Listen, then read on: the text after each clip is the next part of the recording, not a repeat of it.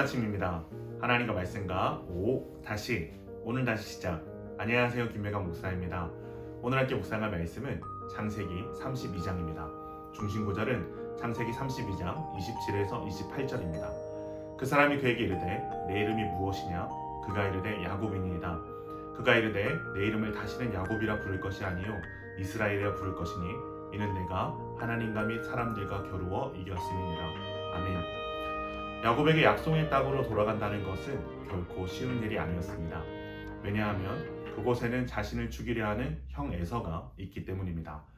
그렇게 야곱은 가나안 땅이 다가오면 다가올수록 두려움에 사로잡히게 되고 그곳에 나타난 하나님의 사자와 목숨 건 씨름을 하게 됩니다. 저는 이 장면이 얼마나 은혜로운지 모릅니다. 사실 하나님과 야곱의 씨름은 시작부터 상대가 안 되는 싸움입니다. 그렇게 이 대목은 하나님께서 우리를 대하실 때 얼마나 인격적으로 대하시는지를 알 수 있는 대목입니다. 이 대목에서 우리는 우리의 수준에 맞춰주시고 고집불통인 우리를 기다려주시는 하나님을 만나야 합니다. 그런데 더 놀라운 것은 씨름의 결과입니다. 32장 25절입니다.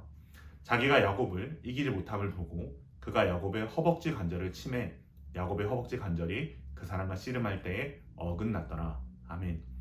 여기서 치매라는 단어의 원어적 용례는 닿다, 만지다 라는 뜻으로 하나님이 야곱을 때린 것이 아니라 단지 만지기만 하셨다라는 의미를 가지고 있습니다. 그리고 여기서 허벅지 관절이라 번역된 이 부위는 히브리어로 생식기에 가까운 허벅지 위쪽에 해당하는 예레크와 우묵한 곳이라는 의미의 카프의 합성어입니다. 우리가 이제 보고 있는 이 개역 개정에서는 이것을 허벅지 관절로 표현하고 이전 개역 한글판에서는 환도뼈라고 표현하고 있는데 사실 정확히 이 부위가 어디냐에 대한 논란이 아직 있습니다. 그러나 원어적 의미로 해석할 때 이 카프 예레크는 생식기를 완화한 표현일 가능성이 높습니다. 창세기 24장 2절에 보면 아브라함이 엘리에셀을 하란으로 보내기 직전에 내 손을 내 허벅지 밑에 넣으라 라고 말했습니다. 여기에도 야레크라는 단어가 나오는데요.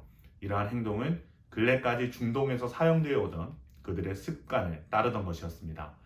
그들은 매우 중요한 약속을 할 때 이 생식기 밑에 손을 넣어서 맹세를 하고 했습니다. 그러나 이것을 성경에서 직접적으로 표현하기에는 적절하지 않기에 모든 유대인들이 알아들을 수 있는 표현으로 완화한 것입니다. 그렇게 이 사건은 단순히 천사가 야곱과 씨름하고 축복한 것이 아니라 하나님께서 야곱을 통하여 이스라엘 민족을 낳으신 사건으로 보아야 합니다. 그래서 마치 여자가 산통을 겪은 후에 아기를 낳듯 야곱도 그로 인한 고통을 겪게 하시면서 이스라엘 민족의 시작이 되게 하신 것입니다. 창세기 35장 10에서 11절입니다.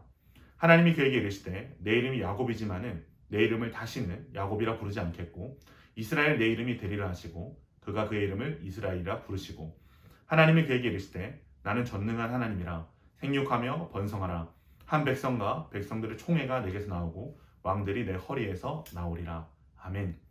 하나님께서는 이 사건을 통해서 야곱의 씨를 통하여 행하실 위대한 일들이 있을 것임을 우리에게 보여주고 계신 것입니다.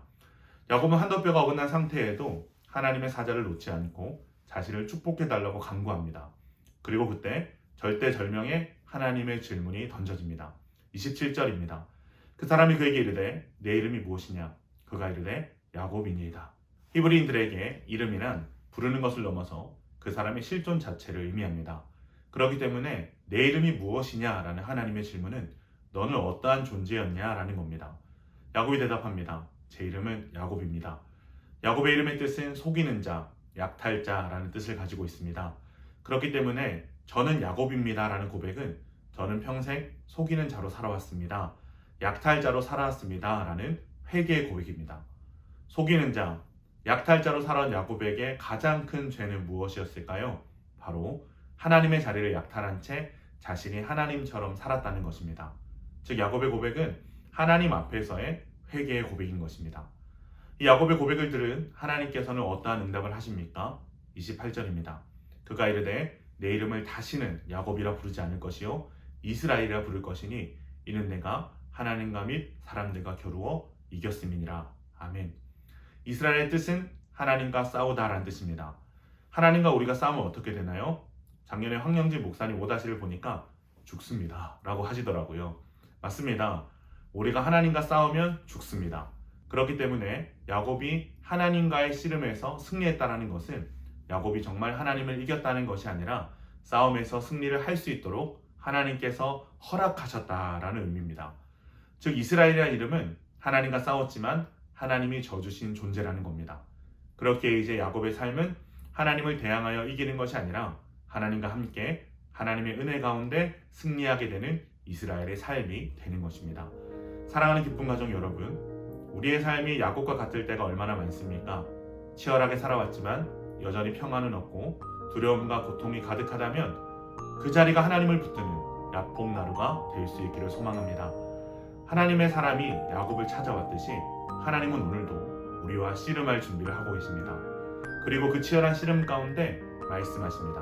너 야곱이 아니라 이스라엘이야. 내 힘이 아닌 하나님의 은혜로 나의 연약함 위에 하나님의 강함이 붙들어 주시는 삶. 그래서 그 어떤 두려움 속에서도 당당히 걸어갈 수 있는 은혜를 경험하는 것, 그것이 오늘날 영적 이스라엘로 부름받은 우리의 능력이요 영광인 줄로 믿습니다. 이 아침 주님이 주시는 귀한 감동 가운데 우리의 삶의 자리가 야곱에서 새 이름 이스라엘의 자리로 옮겨가는 은혜가 있기를 주님의 이름으로 축원합니다.